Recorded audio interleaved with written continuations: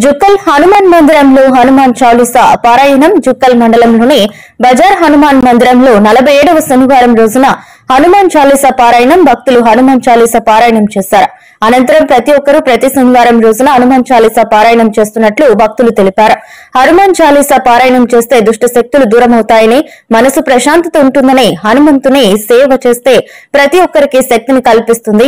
హనుమాన్ చాలీసా పారాయణం చదివిన వాళ్ళు వారికి ఆంజనేయ స్వామి ఆశీస్సులు ఎప్పటికీ ఉంటాయని భక్తులు తెలిపారు. ఈ భక్త బృందంలో పడిగలవార్ వీరేశం, దోమలవార్ అశోక్, అవినాష్, రమేష్, రామగౌడ్ చిన్నారులు పాల్గొన్నారు.